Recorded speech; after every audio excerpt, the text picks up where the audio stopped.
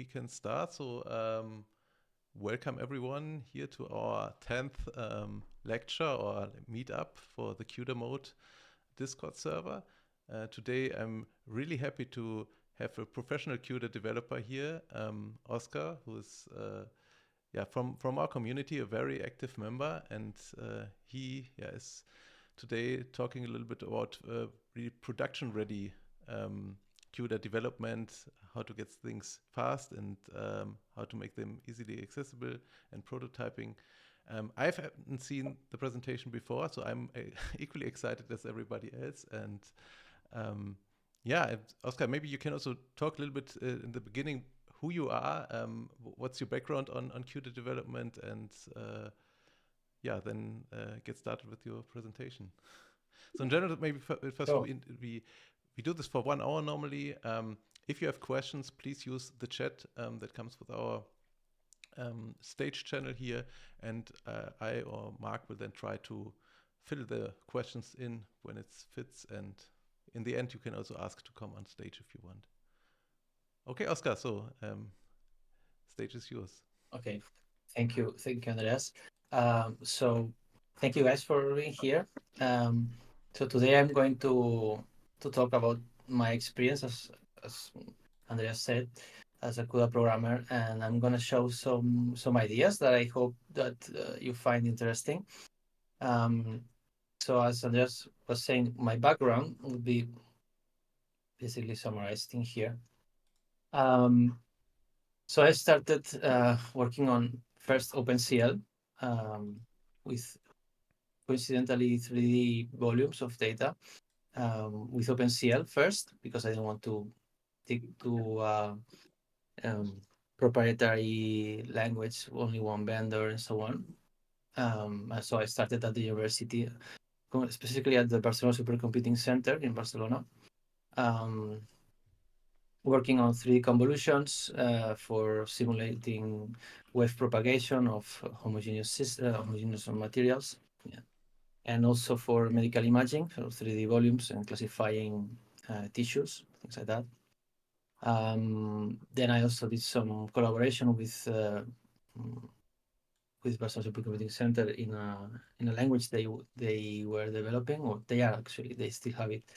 It's called OMPSS, so it tries to be like an abstraction for any cluster programmer, so those who want to program a supercomputer. So with OMPSS, in principle, you have a lot of the work done for you. And it's a nice, let's say, it's a nice thing to mention that, because this lecture is going to be about libraries. So that's one example. Then the timeline, it's not clear here, but just wanted to put the topics. So I spent 9 years teaching OpenCL and CUDA and other computer science topics at the University of Barcelona not as a professor, because I don't have a PhD. I have a master's. Okay. So I was a teaching assistant. Okay, so in the laboratory classes, basically. And then I wrote some pair of papers with some professors at the University of Barcelona about some of the topics I mentioned earlier. And I created my first open source library around that time, when I was still, before I did my master, actually. It was called Simple OpenCL. And for some reason, the Kronos group decided to link it into their official webpage. I was super happy, but nobody told me anything. So, okay. It's not there anymore. I guess normal, because I didn't do anything about it for many years. So it's stuck in time. And then I worked for a private company doing some really interesting projects. The most interesting one was supporting Boost Compute. I don't know if you know the C++ library Boost, but it's like modern C++ before it's in the STD library, in the standard C++ library. Okay, I was just heard something. And then we had to port the OpenCL code in this library to some assembler, HSA. So I have a typo there. So heterogeneous system architecture. Okay? So that's the thing. And there is an intermediate language. It's a GPU assembly.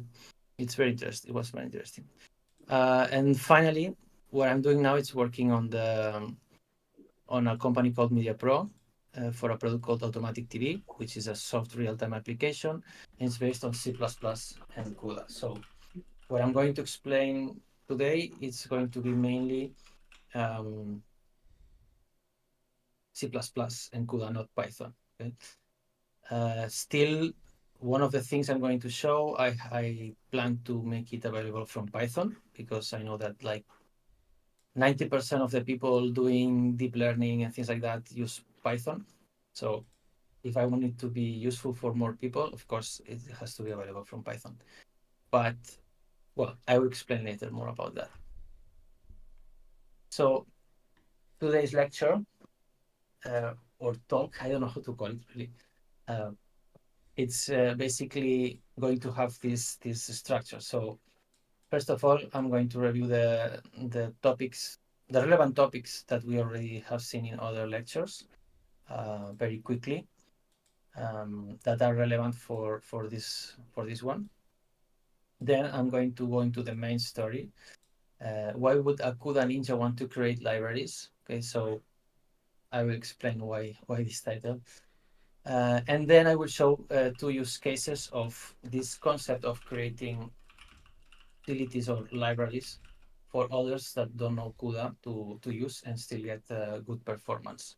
Okay, so that's basically my experience, and it's not necessarily the answer to all the problems. Okay, so it's just my take.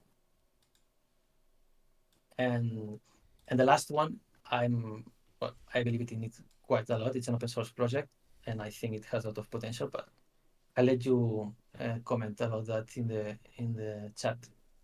Um, shout out to all the CUDA ninjas. Okay, so let's start with the concepts that in theory you already saw in the previous lectures. I mean, maybe some of you didn't attend all the lectures, but I hope it's not a problem. So we're going to see, first of all, the first half of the presentation. We're going to see topics related to the host part of the applications. I know that, I mean, I like CUDA kernels. I love working on CUDA kernels only. But if you're working in a real application, the first thing you have to look at is basically the host side of the code. And it's where you're going to get the biggest speed ups or the biggest problems. So you have to take care of this part. For that, I recommend a lot Inside Systems. I'm using it like it's like I can't imagine working without it. And these are the three topics: GPU DRAM latencies and latency hiding, memory bound and compute bound kernels, kernel fusion. All this is gonna be useful for the second half of the lecture. Okay, so CUDA MCPI is basically GPU communication with the CPU or between GPUs. We'll check those options too. CUDA streams, of course. I mean, you will see that we're using tens of CUDA streams in our application. The latencies and latency hiding, this is extremely related to vertical fusion. We also will see the horizontal kernel fusion. I will explain it with on a slide. And it's almost the same. Memory bound kernel, it's related to the DRAM latency hiding, and the vertical kernel fusion is the solution, one solution for that. No, so and then the compute bound kernels in this part, I'm not gonna. So the things I'm providing are more like from a architecture aware programming point of view. So like making the code run fast in the hardware, knowing the hardware. For optimizing compute bound kernels, like Mark, I think, commented in one of the previous presentations, you usually have to be a better mathematician. I'm not a mathematician, okay, so I'm not gonna delve into these topics because I don't know much about them. So mostly my experience is in that. Okay, these kind of things where you detect bottlenecks, latencies, and you try to make the code avoid those things. Let's go for the main story. So this is the typical approach when CUDA started. So there were no libraries, there was no CUDA code around. So the only way to get your application working in a GPU was taking the CPU code and having a CUDA Ninja porting it to the GPU. Right. So that was the context in which I started working in this project. Sorry for the logos if anyone is don't like it, but okay, it's just one slide. Okay. Um, so I'm working at this company. This is the product that we are doing. This is the link if anyone wants to check it. So the relevant thing for the talk is this. Okay, so to understand what the application does, so that we can then discuss problems and solutions. So basically, this automatic TV, it's a product that basically wants to record sports automatically, following the game automatically. There are many solutions in the market. I guess probably many of you know at least one, because it's like a plague right now. We are too many in the market right now. Anyway, um, and the idea is basically to install cheap cameras, relatively cheap cameras, that are fixed. They don't move. That's part of why they are cheap. And then you generate an output that is smaller, like these are 4K cameras. This is a Full HD output. And this is like a clipping of a video game. Basically, you move the virtual camera around these two source cameras. And the nice thing is that we stitch the two cameras so that it looks like there is just one camera. Okay. That's image processing. So there's some image processing happening here, not only for the stitching, but also 3D in color and things like that. As you can see, the source camera here is quite burned here. So this is the source. So after that, we do some treatments and so on to improve these kind of things. Okay, so we are going to talk about basically the problems that happen in here. There are many things in here, and we can actually relate some of those problems to problems related to training neural networks, and actually we are using neural networks also to find players, to find balls. So I think there's a lot of things here to connect with the topics that I see in this channel. Now, following on the story of the company and when I started working there, this is just, you will see, this is to justify why I started making libraries. Okay. Um, so that was what I was expecting to find when I started working in this project. And um, that's what I was taught at the school, at the university. Like, if you are a performance programmer, you should always get a perfectly working code that has no bugs. And then you should be provided with some unit tests so that you can, when you modify the code, you can check that your results are still good. But the reality is much more difficult for the CUDA programmer, let's say, especially when the team is small, it's a startup, and you still don't have the resources to make so many different teams, specialized teams, and so on. So what I found is that actually I had to help these people, the people that were doing well, in your case, it would be like the people that is doing the neural networks, but in this case, it's not only the neural networks. Exactly, theory versus practice. So here people were doing both traditional computer vision, and at that time I started in 2016, so the neural networks already existed, but well, this team still didn't get to this point. I think there were not really many tools or something. I'm not sure because it's not my topic, it's not my field. So, but the thing is that here we were using still traditional computer vision, like optical flow, background subtraction, things like that. And then there was also the team doing the C++ application and so on. So I had to help on like any of them that needed some help. And especially for the computer vision team, um, they needed to test what they were doing, so the effects of what they were doing in the behavior of the camera. So it means that they needed real-time code, even for prototyping. So, well, that's the first hint to this, to the need of making libraries. Then, of course, after their work, I still had to many times to do more optimizations because they were testing with small use cases with not too many cameras and so on. And we have customers with lots of cameras and so on, and it's more demanding. And maybe the performance of the application is not ready yet. So after this phase, I still have to do some work. And then, um, well, nobody likes QA, but it's extremely important. And basically, I also had to work to help on defining how to measure, how to check, and what to check in order to define that the performance is fine.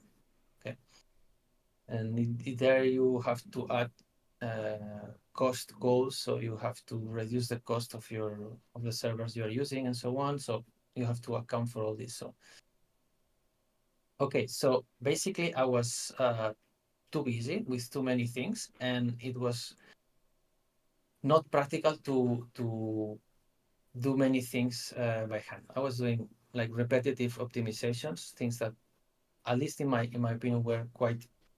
Um, it should be possible to generalize them to create some sort of a tool or library where you solve this problem once and then you use it and you don't have to go into it again, right? So that was my very very early. I started to think this way, that I had to provide the other programmers with something that they can use and they don't need me.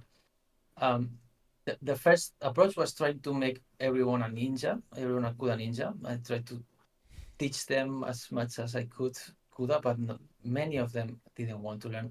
And actually, it's normal. I mean, they have their field, their expertise, and they are busy already doing features, which is a sensible thing to do.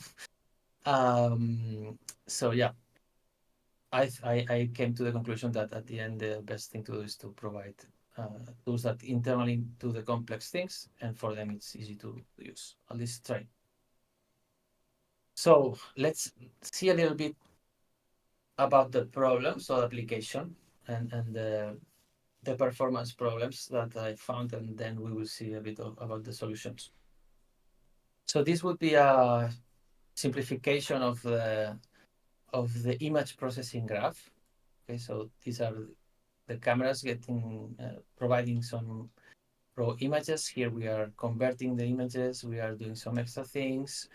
These two cameras are stitched into one, and then here we have a CPU node. Let's call it nodes, and this is a graph and so on.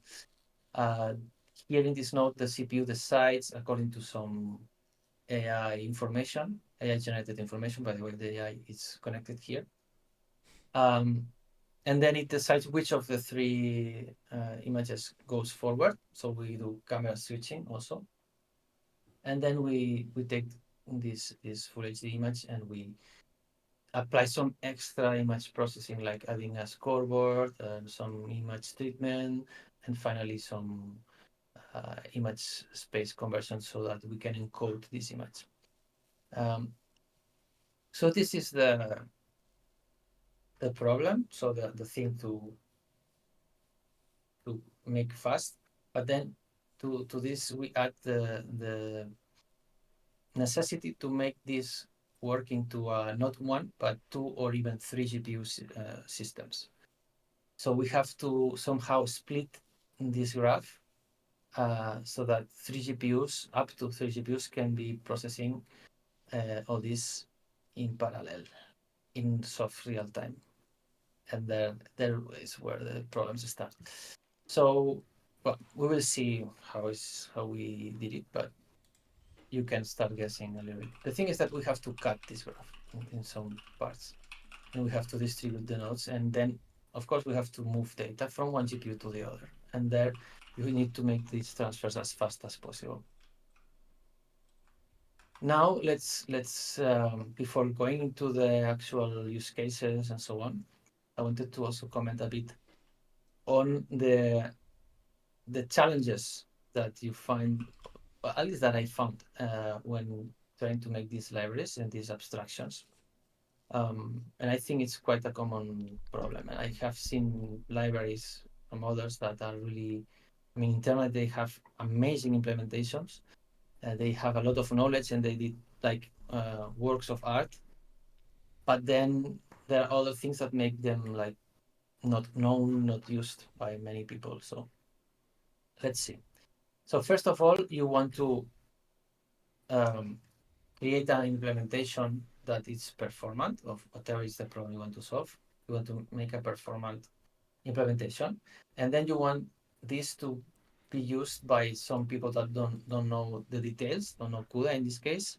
So you need to create an abstraction that it's easy enough or familiar enough for your users, no, for your target users.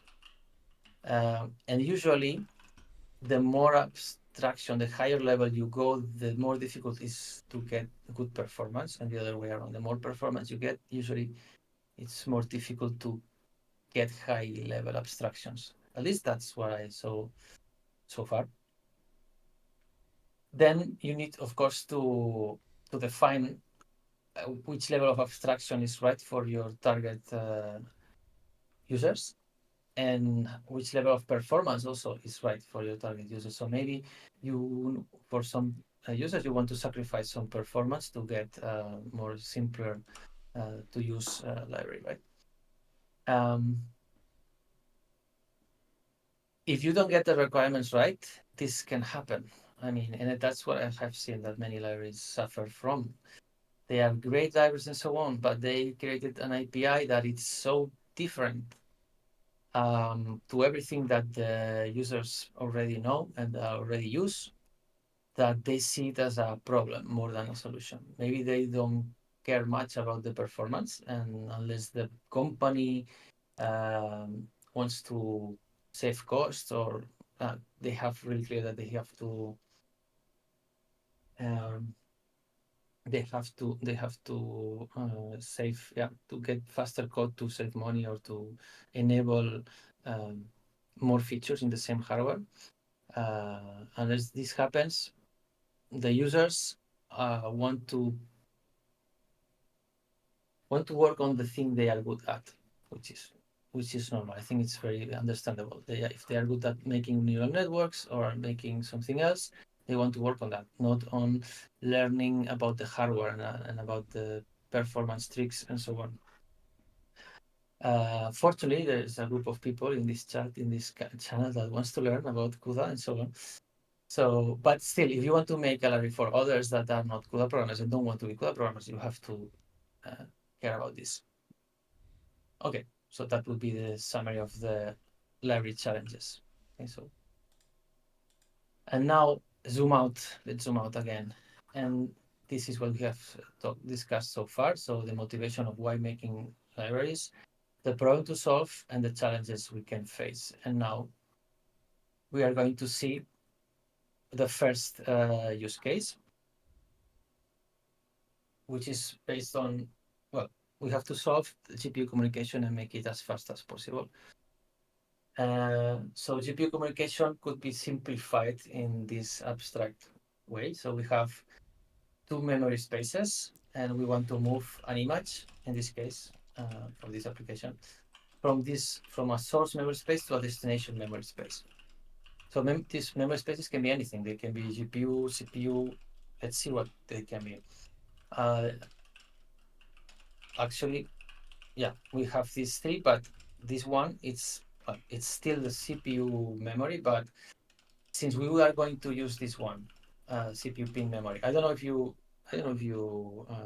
saw it in any talk, just in case. CPU pin memory is basically CPU memory, but it's always residing in physical memory, and then the GPU can access it. Okay, so before moving data from the CPU to the GPU, you need a CPU pin pointer. So you need to copy from this memory to this memory, and then from this memory to the GPU. Right? It's mandatory. So even if you in your code you don't see it explicitly, it's gonna happen implicitly, and it's gonna affect your performance. So you want the best performance, you always have to use these pin CPU pointers in between the copies. Any question about that? Let me check if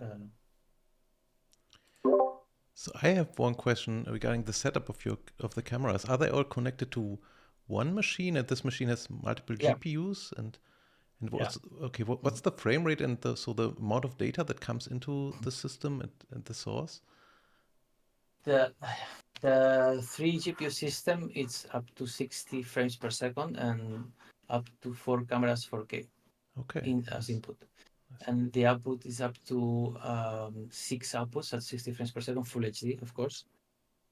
But there are more types of inputs and outputs. There are NDI cameras, so it's a little bit more than that. But yeah, the main pack of pixels to process is this. Yeah, I will show Okay, the issues with that. thanks. It's not difficult. You will see it's not trivial. Um, any question about the memory space types and so on? Um, So we had a couple of times this unified memory model also coming up. Is this something you have mhm. also looked into, or is it? Okay, that I would have liked to have a look at this. The problem is that for driver reasons, camera drivers and other devices like SDI interfaces and things like that, we needed to use Windows, which is a big problem for performance. But it was Okay. funny. I mean, it was fun. It was like more challenging, and I learned a lot really. But yeah, it's not. If you can avoid Windows in for CUDA and performance, of course, you're much better off with Linux. That's like I can how to say it's like everyone knows that Linux is better for performance. Well, I can tell you with experience and blood that yes, it's true. Okay, so um, okay, let's go for more details on what's going on with this application. So we have these three memory spaces. We have to copy between them and so on. Okay, this is like a mandatory prerequisite if you are going to work in a real-time or soft real-time application. You don't want to be doing allocations, memory allocations during the execution of your application because this is, especially in Windows, this is going to block your CPU threads and the GPU, and you can't afford even a single one. Uh, so it means that you allocate all the memory you will need in every node in every place, and then you're going to read and write to these pointers and never allocate them. Okay. Another requisite in this case is about the interface. So I want to make something, a tool that makes this GPU communication easy, and I want this something, let's call it a manager, to be able to handle one case that usually is not handled. Uh, and so if I write this into the code, I want this to take into account that sometimes the source memory space is not going to be the same as the destination memory space, but I want it to be able to also handle the case where they're actually the same, and in this case, not do any copy. Okay, we'll see how it's not applicable for all cases, but there are some cases where it can be done with a single implementation, with a single class, let's say, a single manager. Um, Now things start to get interesting. This would be like all the combinations of possible source memory space and destination memory space, and the desired maximum number of copies that we want to have. So as I said, if the memory space is the same, 0. If there is one change, like from CPU to CPU pin, okay, one copy. If it's from CPU non-pin memory to GPU, then we want to do this by hand, not with CUDA CPI. So we want to do two CUDA MIMS API calls. As this will be much faster than directly calling CUDA MIMS API on the CPU as input or source and the GPU as destination, because we will avoid the internal CUDA runtime allocation of the pin memory.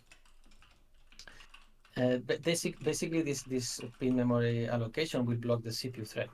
So in fact, going back, because I forgot to mention, going back to this problem, one of the things that we want to happen here, related to this thing with the pin memory I was mentioning, is that the CPU thread that schedules all the CUDA work, we want it to go as fast as possible. We don't want this thread to be blocked anywhere. So I'm just seeing messages in the chat. So yeah. So this, if we don't pre-allocate the pin memory and we allow the CUDA runtime to do it himself, this thread that is going through the graph and scheduling all the CUDA kernels is gonna have to do the allocation, the pin memory allocation, wait for it to be used, and when the GPU finished using it, then it will have to free this memory, and then it will return from the CUDA memcopy call. So that's pretty blocking. Okay, so then there is an interesting case here, which is the multi-GPU case. So GPU to GPU would mean that you are copying inside the same device, inside the same GPU. So we want to avoid any copy. But then you have the case where you have two different GPUs. So you have to actually at least do one copy if the system is compatible with real peer-to-peer communication. I heard some questions about that in another talk, and I thought, well, that was a good chance to explain it a bit. So basically, you get GPU to GPU peer communication when you have either an NVLink between two GPUs, so that you can transfer data from the RAM of one GPU to the RAM of the other GPU without going through PCI Express or CPU. Or it can happen between two GPUs through PCI Express if the driver allows it and if the motherboard allows it. Okay, not all motherboards, depending on how the PCI Express is wired in the motherboard, it may not be possible. So you have to check if it's possible or not. And if it's possible, you do that, like calling CUDA MEMS API peer async. Or if not, if you call peer MEMS API async, you're going to have the same problem as we were discussing before. And actually, we suffered this problem, and until I realized the internal allocation, because it's not explicit anywhere, then we did this, and we had a much better performance doing this. I call it fake peer GPU because, well, it's not a peer GPU, but it's not this is not going to behave as you would expect. It's going to do this allocation, so you have to do it manually. Okay, so we have all this combination. This is the thing we want to abstract from the final user. I mean, I don't want those C++, Qt programmers or the computer vision programmers to have to worry about this. And actually, I don't want to have to worry about this neither. I prefer to spend my time doing kernels. Okay, so yeah, let's do something that automatically chooses or detects which are the source and destination memory spaces, and automatically does whatever needs to be done to do the copies in the most efficient way. So what's the problem of not of doing the copies, like even if you use pin memory, okay? Even if you use pin memory, what's the problem? What's the situation? Let's say, no, in normal implementation, one thing after the other. So we have these GPUs, two GPUs, okay? And this one is launching a kernel, and we want to move the results of this kernel to this other GPU where we have another kernel that will read this output as its input, okay? So, okay. In order to do that, as we saw, imagine that we don't have peer-to-peer communication. Then we will have to use an intermediate. It's not represented here, okay, but we will have to use an intermediate pointer, pinned CPU pointer, and when this kernel finishes, we will be able to copy to this pointer. Oh, sorry, I got ahead of myself. Uh, so when this finishes, we can start copying to the pin pointer. When this finishes, we can start copying from the pin pointer to this GPU memory. And when this copy finishes, then we can start this kernel. And we took all this time, and there is something else I think is quite obvious.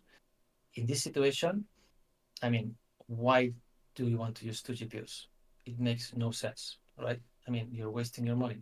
Use one, and I don't know. So we need to do something different, right? We need to do something like that if we want to really take advantage of the two GPUs. And in this case, what this allowed us is to basically use cheaper GPUs. So these two GPUs were cheaper than the next GPU that was capable of processing everything on time, right? So this configuration was saving money, let's say, in the servers. Um, so this what does it mean? This means that we have to be able to execute this kernel at the same time that we are executing this copy, at the same time that we are executing this copy and this kernel. Wow. I mean, of course, there's a clear data dependency between all this. So how can you break those dependencies? Well, as I mentioned, this is a soft real-time application. The soft part means that you can add some delays. So you can add some buffers, and the thing that the video that comes out of the application can be some seconds delayed with respect to the reality. Okay, so here we will start seeing those delays and why are they useful. Now, if any of you is wondering, okay, but I'm working on training the neural networks and inference and so on. Why could this be useful for me, or for what could this be useful, no, to me? And I thought, look, this actually I've never tried, but if anyone wants to try, let me know because I think it's quite interesting. But something like that, the solution I'm going to show now, uh, I think could be maybe used for some trainings of some networks for multi GPU training, basically. I know that PyTorch has some tools for making multi GPU training and so on, but I think this solution would be like if this is not performant enough, there's no way to make it. I mean, this is like the manual way to do things, and I don't see any better possible solution. But correct me if there is anything else. So how does this work? Let's get into it a little bit. First of all, I'm gonna explain this concept because this is an abstraction that is well known. It's uh, it's nothing new, but it's like the base to the solution I'm going to show you. So this is called the producer consumer model, and it's usually for CPU, not for GPU. But we are going to use it for the GPU.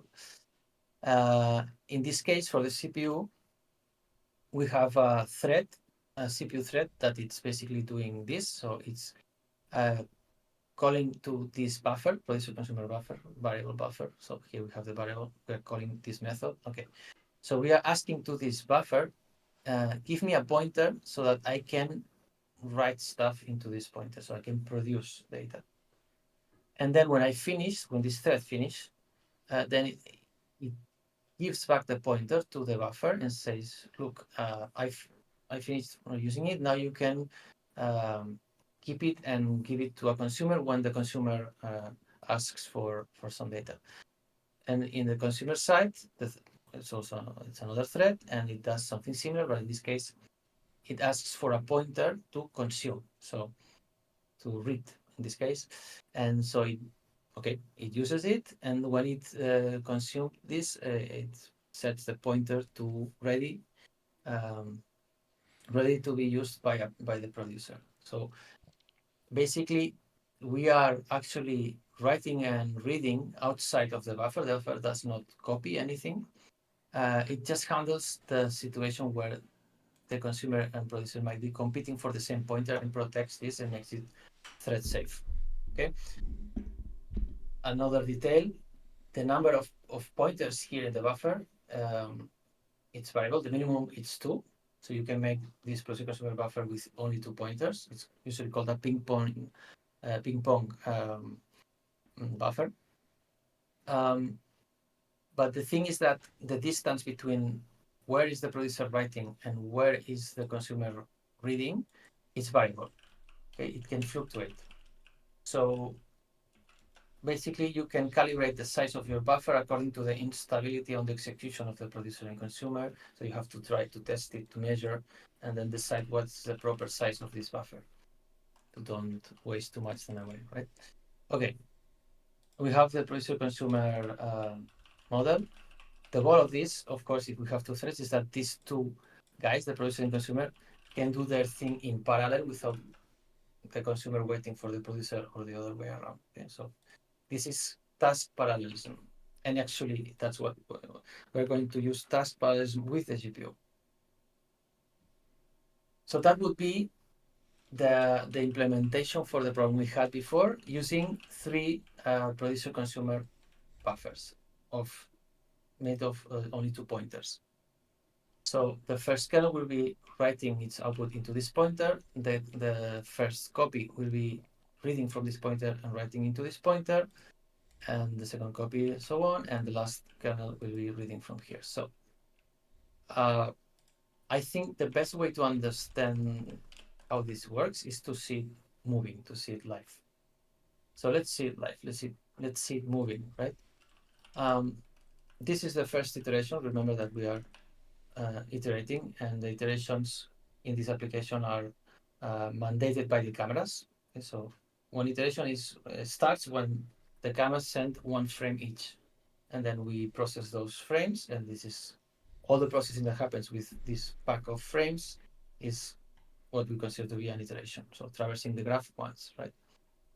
Um, so well, we see the four actions: the kernel execution writing here, this copy, this other copy, and this other kernel execution reading. Okay, so the iteration ends, and this means that we synchronize. So all those actions were asynchronous. We were using CUDA streams for all of them.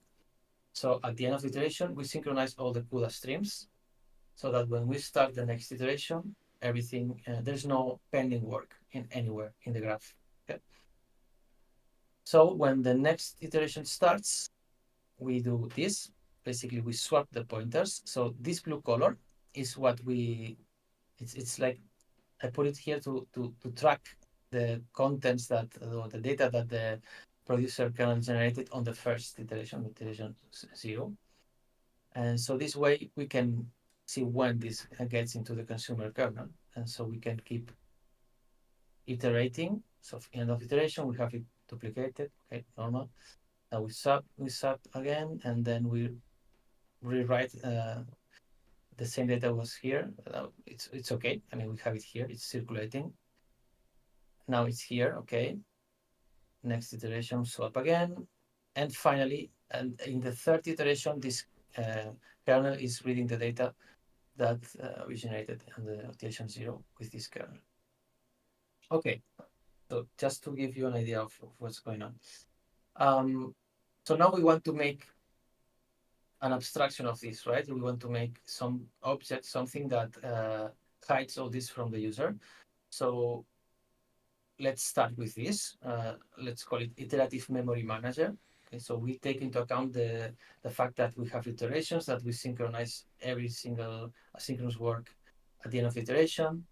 And taking into account this, we can make some object that from outside only has like a producer and a consumer. So it's getting more similar to the traditional producer consumer buffers, but it's not quite the same thing. We will see why. Um, Before going to the next challenge, so this is one possible solution, but then there is an extra optimization that we can do.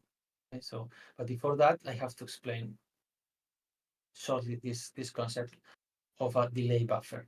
Okay, so delay buffer is just a buffer that introduces some delay in the middle of the flow.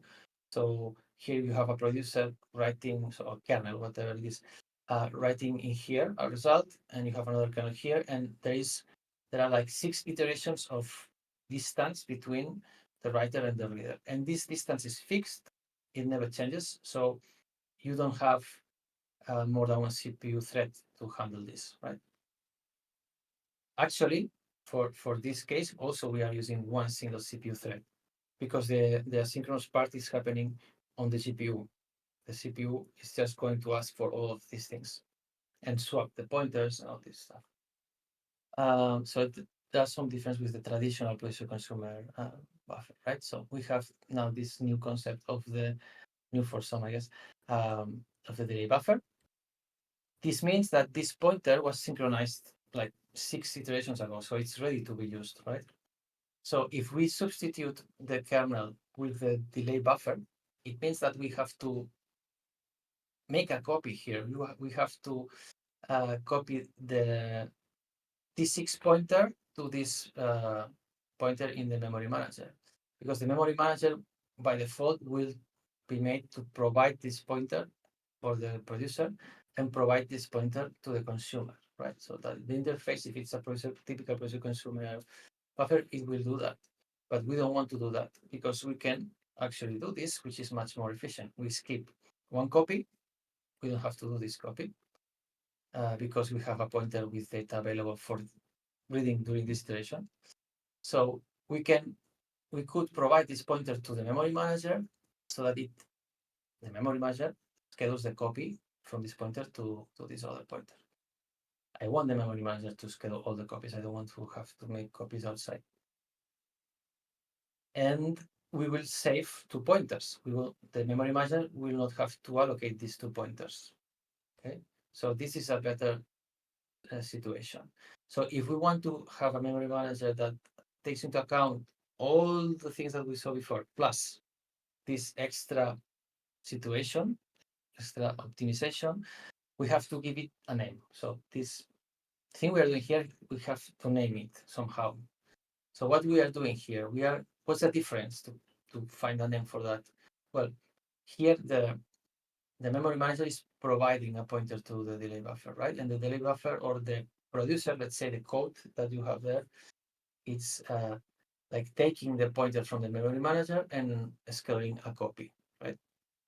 Let's put this example. I prefer this one. So we take the pointer from the memory manager and we pass this pointer to the last kernel we have before the memory manager as an output pointer. And here's the same. We take the pointer from the memory manager. So what does it mean to take? Take means that from the outside of the memory manager perspective, you are getting a pointer from the memory manager, and the memory manager allocated this pointer.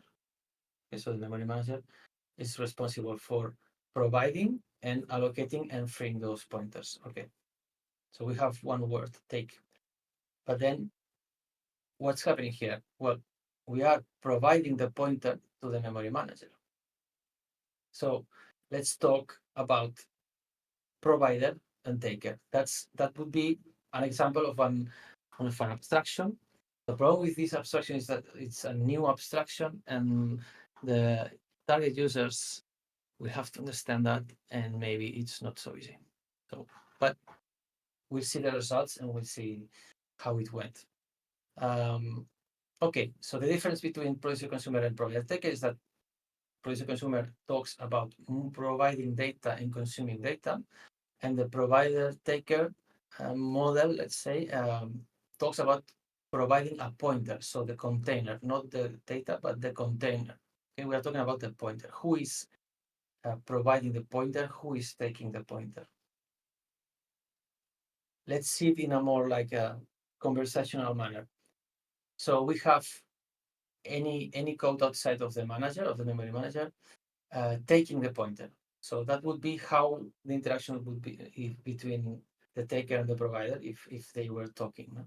So the taker says, "Dear manager, I want you to provide me with a pointer that you allocated." So the manager is responsible to allocate this pointer if I take.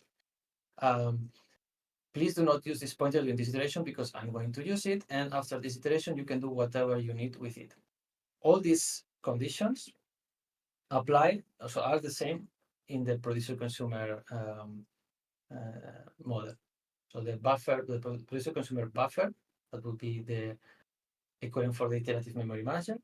It's going to comply with these 3 conditions. But the last one is the new thing. The last one, it's saying, okay, during this iteration, you do your stuff with the other pointers that you have.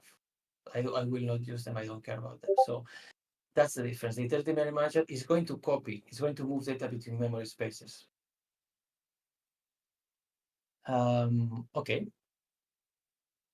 So any question about that? Because that's, I mean, yeah, that's the whole thing almost for the GPU communication. We will see results and so on, and a little bit more detail, but that's the main concept. Any comment on that to here? Do you more or less follow this, or it's like too far from your experience or something?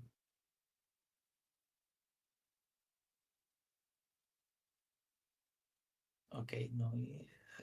Silence usually means that it's not really clear. Okay. Serafin maybe wants to say something. So we have one question here. It feels like a shared pointer implementation in CUDA. Would you agree with this statement? Shared pointer implementation. Well, yeah, I see. I guess he's talking about shared pointers, C++ shared pointers, right? We actually don't use. I was trying to find that, but I mean, the big difference is that we are moving data across memory spaces. So that's what the iterative memory manager is doing, which a shared C++ shared pointer is not doing. I mean, if the question is about shared C++ shared pointers, but there is something in common. There is something in common. Maybe that's why the question. The concept of ownership.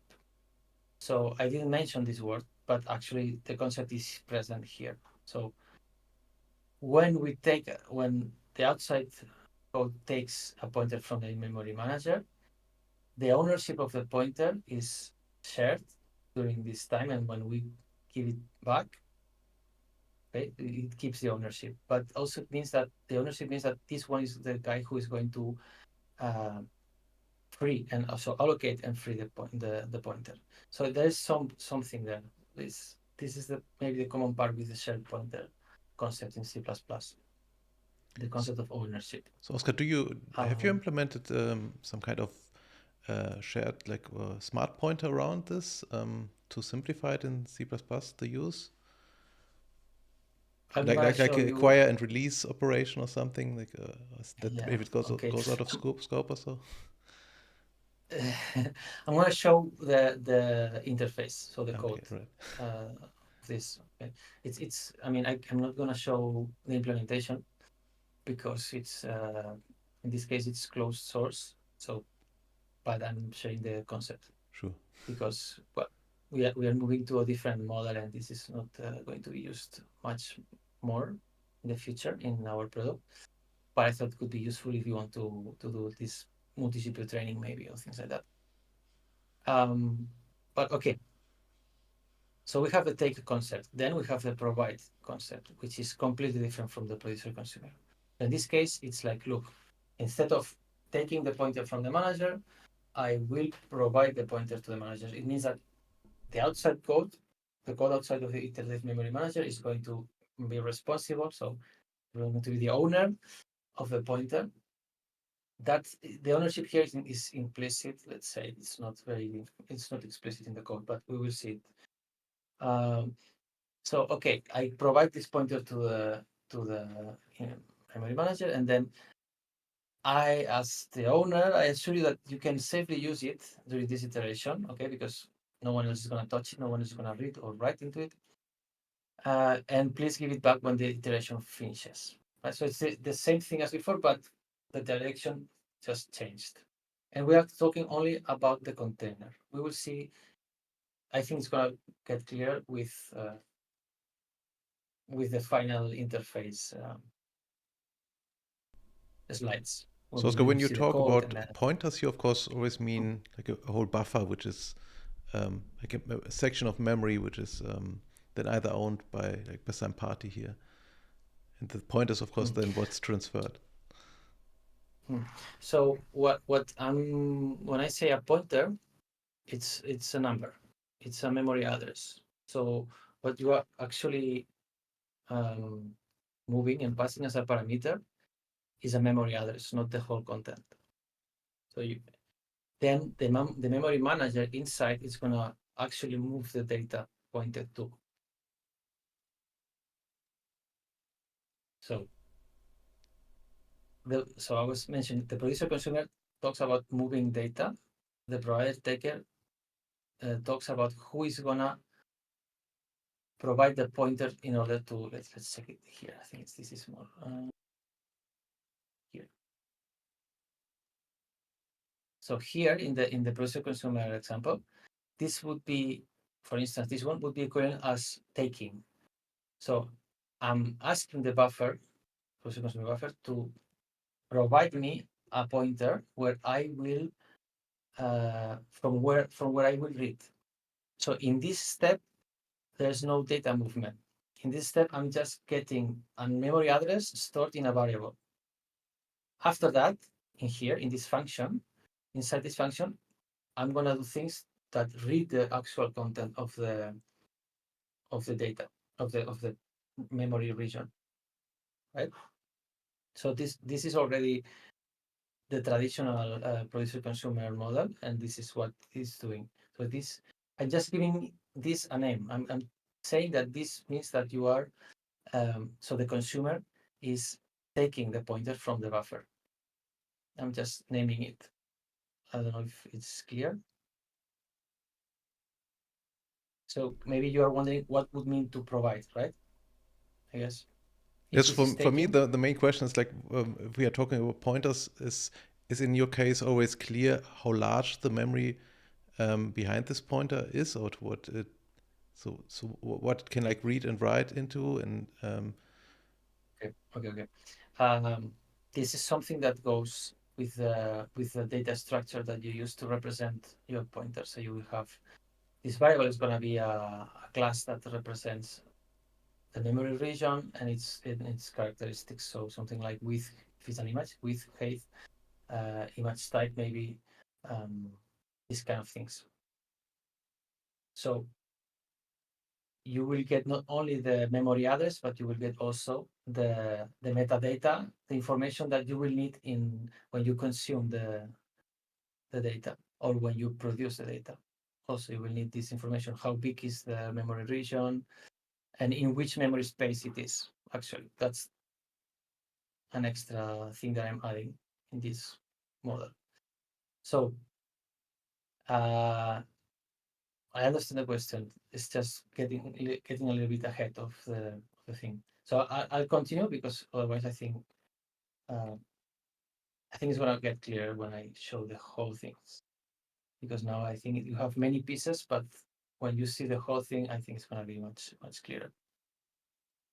So I was talking about taking and providing. So that remembering that we have a kernel that produces some data and another kernel that consumes some data. You have the possibility to take the pointer from the producer and take the pointer from the consumer perspective, and then this will be like the producer consumer we saw, the original one. But then you can provide and take and provide and provide and provide. And we'll see what's provided. I'll have to still to show some code about this option. So this means that you have to combine these four options for the producer and consumer with these other options that we had. So this is extremely complex, right? So let's go directly to the solution because you don't need to, I think you need to understand all this unless you want to implement it. But if you want to use it, let's see the abstraction. I think from the abstraction point of view, from the user point of view, it's going to be a lot more clear. So you have you have to define a data structure that represents your whatever it is, an image or whatever you're willing to move around. And then I'm creating an instance of this class, and I'm passing to the constructor of the class some information like width, height, and very important, the memory space in where this data lives. Um, So it could be like a flag, like the CUDA memcpi device to host, it would be something like host data or device data, something like that. Okay. And then I'm also defining in an enum, so like these are like labels, this small table here. So the producer takes the pointer or provides it. The consumer takes the pointer or provides it. Okay. So that's these 4 options. And from there, this would be the memory manager, and this would be initializing the memory manager, where when you use it, you will have a producer providing the pointer and a consumer providing the pointer. And this is your manager object. And this is the information that the manager needs to know about the producer data that will be provided and the consumer data that will be provided. So the manager needs to know in advance the size of each one of the pointers and so on. It will check that they are the same size and so on, because they have to. And then when you use it, when you use the manager, you just call this method from the manager, which let's call it manage, and you pass the produce data and the consume data. So what does this mean? Okay, providing in here, I think it's quite clear, because you are passing those pointers to the manager, so you're providing the pointers to the manager. And you have allocated these pointers, these data structures, outside of the manager. Okay, so you are the provider of this. Passing as a parameter means providing. When this returns the pointers, it means that you are taking. Okay, that's the idea of providing and taking. So in here, in the next iteration, you will have the data. Well, in the next iteration or in 3 iterations, you have to calibrate that. So that's why you can ask the manager how much delay you will have. Then you will get the data that was here into this other pointer. Like basically, like in this representation here. Like, yeah, exactly. Like in here, right? So you're, and in here we were taking, but I will show this case also. But the thing is that this is what's happening inside the code. In here, okay, so something like this is happening inside of this. So the complex thing here, I think, is that you have to think of like, okay, but I'm gonna have the data from here in 3 iterations. This is kind of, I guess this is kind of complex. The thing is, I'm gonna show more an example that I think will clarify this. But at least stick with the idea that providing means passing the pointers as parameters, and taking means, for instance, here we are taking. Oh, I think I have a typo here. I didn't update, but I didn't update this naming. Sorry.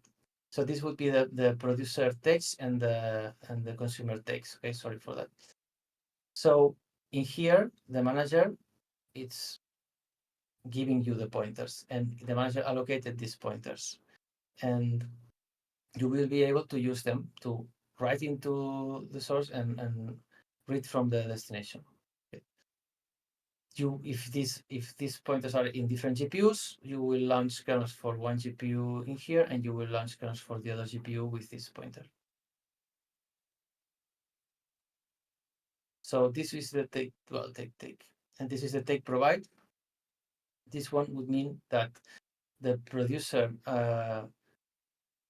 takes the pointer, so the producer will write into this pointer, and the consumer is providing the pointer, so that the manager will write into the pointer. And this is the other way around. So the producer provides and the consumer takes. So instead of source destination, we have destination source. Okay. So because I didn't update the namings here, I just realized now.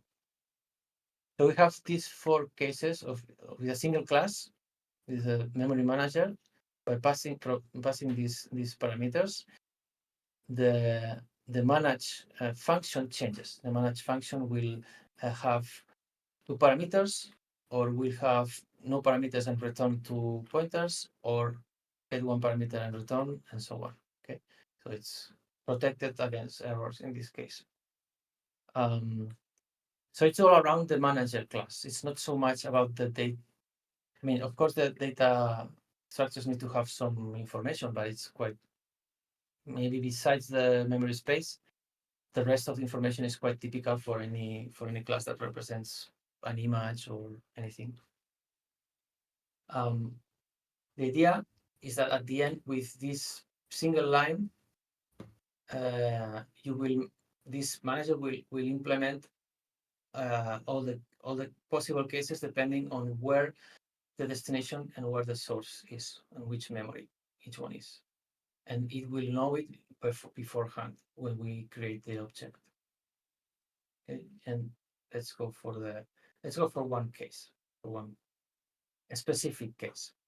So let's imagine that we have a kernel. Then we place a memory manager in between this kernel and this delay buffer. Now this manager, depending on where these things are, in which memory space are, will do different things. But in this case, everything is in the same memory space. Okay. So as I mentioned before, this thing of providing a pointer only makes sense if you have a buffer. If you have a kernel, usually you take the buffer from the manager. And you take it and you pass it as a parameter to the kernel, because this pointer will be the output of the kernel. And here, you will get the pointer from the delay buffer and provide it to the manager, so the manager will write into this pointer. Here, the opposite. You provide the pointer to the manager to read from it, and in here you take the pointer to read from it in the kernel. Well, that's the one possible way to assemble this. So what does it mean? Well, in this situation, the memory manager will do no copy. It will basically forward the pointer. I didn't play it here, but okay. So that's what we want to have in this situation. We are in the same memory space. We don't need to do any copy. So basically, this memory manager will be created with this configuration: take, provide. So the source takes, so the producer takes, and the consumer provides the pointer. Here, provide, take, so the other way around, take, provide, and provide, take. So, okay. But now, let's move things around. So let's put this buffer in the CPU, for instance, because this buffer is too big and it doesn't fit in the GPU memory, which it's easy that it happens. Then automatically, I mean, you will have to configure the memory manager.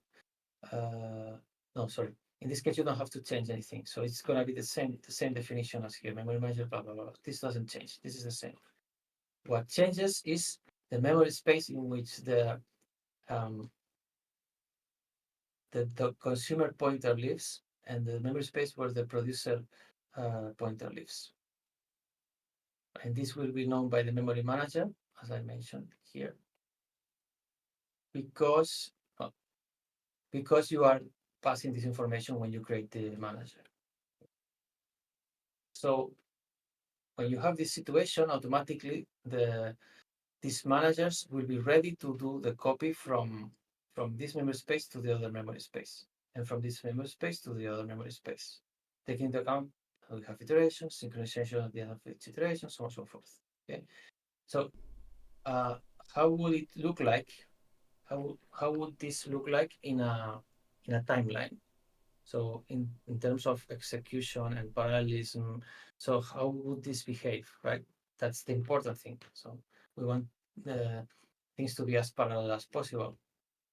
So in this case, we would see the first compute part, then in parallel at the same time, the memory managers doing their copies. And a little bit before this kernel finishes, we will have a little, this compute part, and then a little bit before this finishes, this compute part. So it will not take the whole line. That's, of course, assuming that we are using a CUDA stream for this, a different CUDA stream for this, and a different CUDA stream for this. Oscar, I have one question regarding this manage function from the memory manager. If like get basically a source and destination buffer or specify them or read out, is it that there's this delay behind the scenes happening so that I write something Yeah, into it and I get something out, but this is not the same which I wrote into it, but something which has been put into the buffer earlier, right? So, exactly, exactly. okay. So that's the delay. That's All the right. delay. Thanks. So basically, you get, yeah, you will get what you just provided or taken, whatever you produced, let's say, whatever that you produced in this iteration is going to be consumed depending on which memory space there are things. It's going to be consumed in this current iteration or in a future iteration. And you can programmatically know that with the get delay function that it's here. Like get total delay, and it will tell you 0, 1, or 2. So you know what to do with this. You need to know, otherwise it's gonna be more of a problem. So okay, this is one thing, but then let's go for the big problem. So this is the same sequence, the same chain of operations, just they are spread across 3 GPUs. And why not? We keep this delay buffer in the CPU. Nothing changed here. So the memory managers were initialized the same way as before. The only thing that changed is the memory space in which the source and destination pointers are for each memory manager. So basically, this is the information that's going to change for each manager when you change the place where the consumed info or the produced info uh, resides. Right? So we're going to change where the produced info. So the produced info here will say CPU 1 for the memory space. The consumed will say CPU for this memory manager. Here it will say CPU for the provided info. For the consumed info, it will say GPU2, and so on and so forth. Okay. So how will this look like in a timeline again? Because this is the I would say the coolest case, the nicest case. So basically, that's what you will see. That everything is executing in parallel, both the transfers and the compute, and you are using the 3 GPUs in parallel without anything waiting anything. That's what we want. That's the maximum performance possible.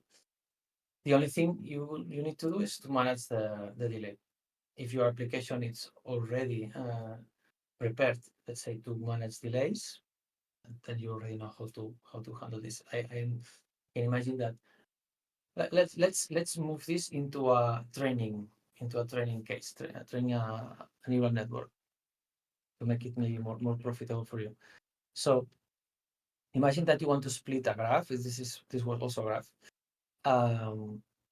and you want uh, to part of the forward passes in one GPU, another piece of the network, another GPU, another piece on another GPU. You want to transfer the intermediate results. Maybe it's too much data. It could happen. I don't know, depending on the network, I guess. But you want to move the intermediate results from one GPU to the other, and you want them to work in parallel, not to wait for the transfers. So as long as you have enough memory, that's probably the biggest problem. As long as you have enough memory in the GPUs, and you can fit 2 times the intermediate results because you need this ping pong buffer, you can get a collaborative parallel training with multi GPUs. That's just a thinking, but I guess it's quite complex. If anyone is interested in this, we can. I mean, I can help on implementing something like that. We can discuss namings because I'm not really good. I'm not really good at naming things in a way that can be properly understood sometimes. I think this naming is the one that makes things more clear, probably. But still, as you can see, okay, the results are good. This is a real result. This is a Insight Systems timeline. The results are good, but the abstraction is hard. Okay, that's a typical problem with creating libraries. Okay, um, but still we are using it. It's working fine and okay. For us, it was useful. And then here we have GPU 0. This one is executing all this and transferring down to the CPU all this data. GPU 1, it's processing basically all the AI, and GPU 2, it's processing the outputs basically and transfers this. Let me explain it. This blue line is CUDA kernels. This pink line is downloading memory from the GPU to the CPU. This green is from CPU to GPU. So when you are used to this is from inside systems. When you're used to look at this, you know what's happening in like very fast, right? So we can see transfers happening in parallel, compute happening in parallel. This GPU, it's the AI GPU. This one is like processing almost all the time, and it has a different rhythm. It's like it has its own CPU thread, and it's not blocking the rest of the graph. Okay, so it's like it does not process every single frame. It processes one of every two, one of every four, and so when we have a delay between this and the output, this delay accounts for the delay of the AI processing also. Any question about Yeah, this? Oscar, could you maybe talk a little bit about the CUDA streams? You mentioned them a couple of times, so I'm not Mhm. exactly sure. So how do I get this like such a perfect parallelization between compute and transfer of memory, so that it's yeah, actually that's made sure that my kernels with computing are not interfering with the memory transfer operations. Okay. Yeah, also maybe just like one quick point as well. Like we should do a time check because like the thing will be done in like about like 10 minutes. Like I personally have a hard stop, so won't be able to keep recording. So I think the stream question is really interesting, and if you have other questions for Oscar, like whether it's related to anything he mentioned in the talk or about like multi-stream programming, multi-GPU programming, like just please start putting those questions in chat, and I'll shut now. So I will answer quickly because yeah, we don't have much time. Um, so basically, what happens is that the manager, this one, the manager, this class will create CUDA streams, and we'll use a different CUDA stream for each thing. And you outside you will be using a CUDA stream here for that. So the point is that when you are in this situation where the memory manager is providing you with a pointer, this pointer is not going to be used by anyone else. So you don't have to synchronize anything. You will not have any issues. When this one the memory manager provides the pointer in here, also you will be able to read this because no one else is going to use the pointer. That's like an implicit, it has to be documented. Like you have this class and then you have to have a nice amount of comments explaining how it works and what to expect. So it's a bit dangerous. But if you know how it works, when you take a pointer, here you are taking a pointer, here you're taking a pointer to write, here you're taking a pointer to read. When you're taking the pointer, you are safe. You can use it. When you provide the pointer, you are passing it as a parameter to the manage memory manager method. You are telling the manager, look, I'm giving you a pointer that it's safe for you to be used during this iteration. So that's part of the breaking the dependencies. I don't know if that was clear. And the streams, if you are doing something outside, you are using your own stream. If the memory manager handles the streams for the things that the memory manager does, which is basically copy data. Okay, so I think something that I was expecting that could happen, which is basically that there's no time to go for this part. I was thinking that it was a possibility. So I don't know if anyone wants to know about this in another time. This is a lot more related to, I think, more easily related to the things that you are doing here. Basically, This is doing vertical and horizontal kernel fusion for image preprocessing with things like, let me show this, just this, to give you an idea. So this is the OpenCV way of doing this, doing preprocessing, crop, the size of bounding boxes in an image, and then creating a tensor, normalizing the values, that are converting to floating point, normalizing, and so on, and creating your tensor before you send it for further inference. You would do it this way with OpenCV CUDA, and you would do it this way with the library that I'm creating. And the difference, well, this is for only one crop.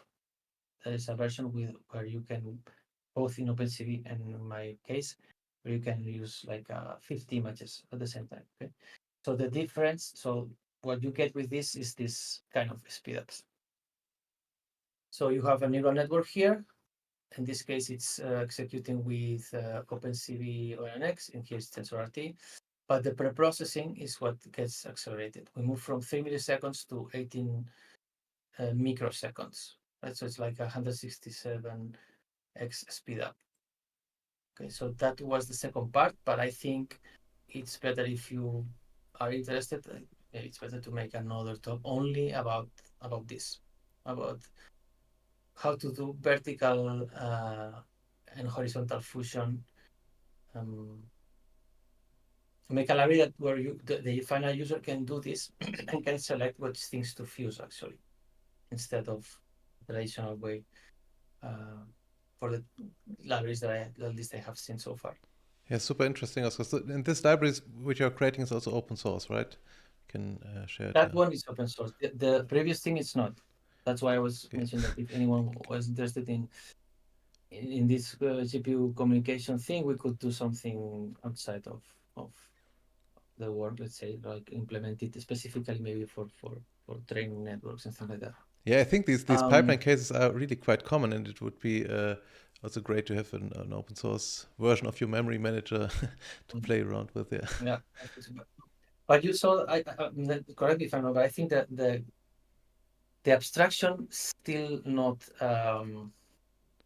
it's still weird, right? It's still not very clear. I think this idea of providing and taking, isn't it? Yeah, there are a lot of options which I'm currently a bit unsure. So I think that I could write my program almost with all these options, and then for me it's like not clear whether like if there's like a clear best case, or if I really need all these four different options. Maybe I would have to use the library, and then would become obvious also. Yeah, but that would be cheating, in my opinion. For the perspective of really making an interface that is clear and easy to learn, that would be cheating. I would aspire to make something that is easier to understand. That's at least the goal. No? If you make a library for everyone, you want it to be easy to follow. But yeah, it's not easy. In this case, I think I succeeded quite much more. But maybe let's talk about it in another talk if you want. And also I would like to have, I'm writing a paper about this library, and I would like to have it published before getting into the details of it. So Oscar, super. Thank you very much for this presentation, for this this insight into like your work and the professional use, and how you really worked on this library to make it easier, like have this abstraction from outside, and to like have the maximum performance effectively, like using the GPU as much as possible and interleaved and in parallel, or the memory transfer and computations, which is like obvious, like what we all strive for. Yeah, super cool. Thanks to you. I don't know if I'm missing any questions.